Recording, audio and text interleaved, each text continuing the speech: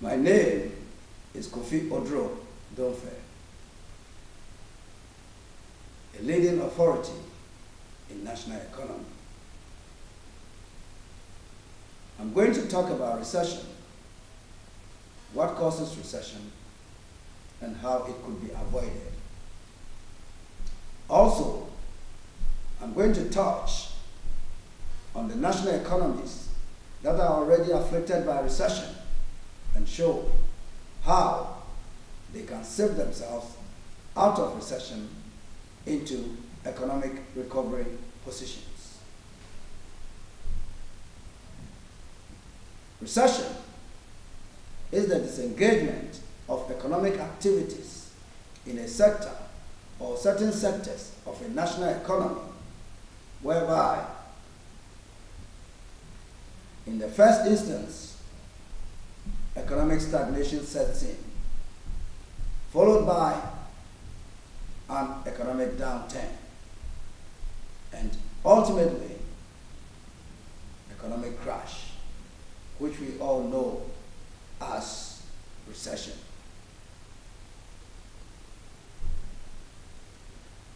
This leads to factory closures, service cuts, job losses, and finally, a sharp distress on the finances of the citizenry and the state. In order to understand recession, one needs to appreciate what actually underpins a national economy. Every economy is underpinned by factors other than monetary, namely manufacturing, service, and/or territorial resources, also known as natural resources.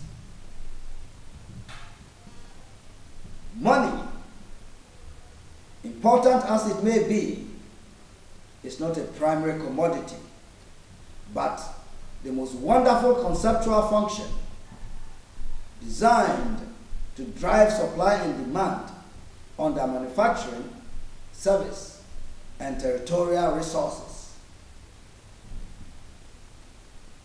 However,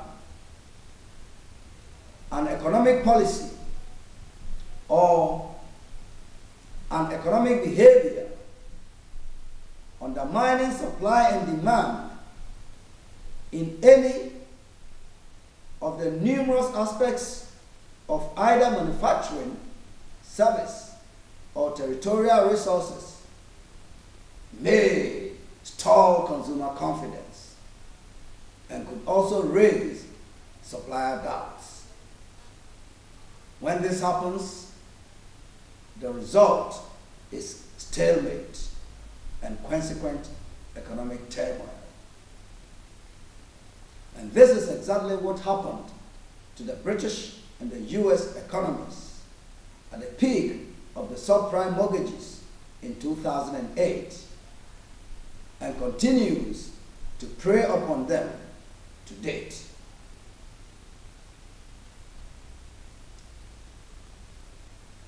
This means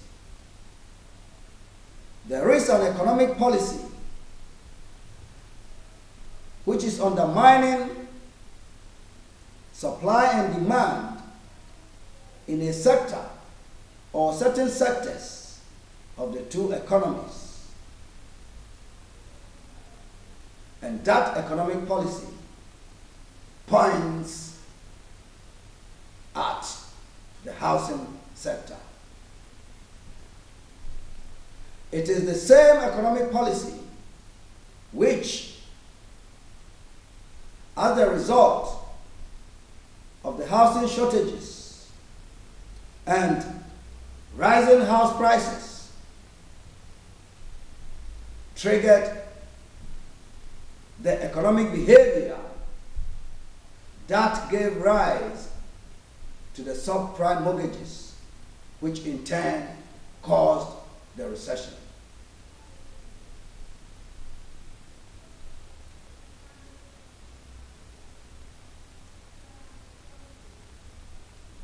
Following these series of incidents,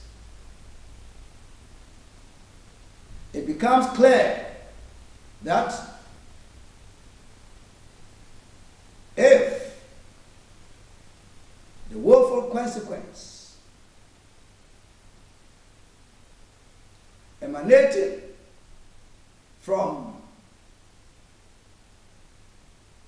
the housing shortages and rising house prices in Britain and the US had been identified in advance, monitored, and provided for, the current recession facing Britain and the US could have been avoided. Therefore, categorically, recession is not an inherent aspect of a national economy, but the inability of policymakers to identify in advance the catastrophic indicators pointing to economic crash, which results in recession, none other phenomenon.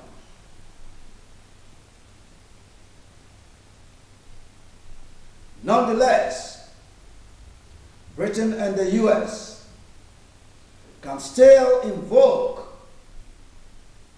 the deficit spending model. I repeat, nonetheless, Britain and the US can still invoke the deficit spending model, which is said to have been around much earlier than Maynard Keynes, and invest in the appropriate area of the housing sector where the investment is required.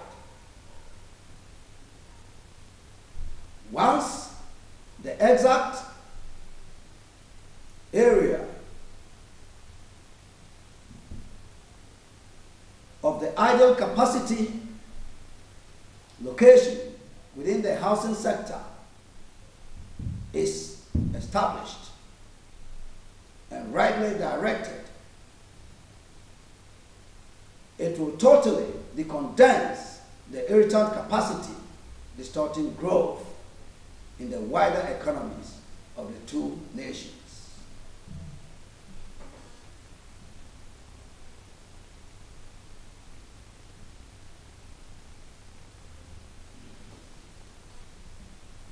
I say, once the exact location within the idle capacity area of the housing sector where the investment is required is established and rightly directed,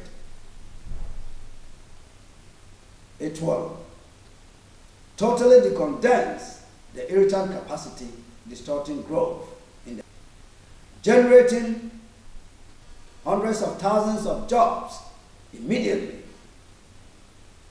not in 2 years, not in 5 years, but generating hundreds of thousands of jobs immediately, as well as fiscal drag, direct taxation, and above all, a new class of private sector wealth for many who otherwise would have been poor.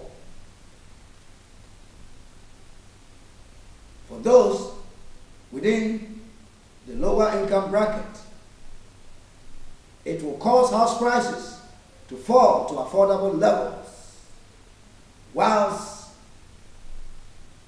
ensuring the continuity of housing supply over demand. Thank you.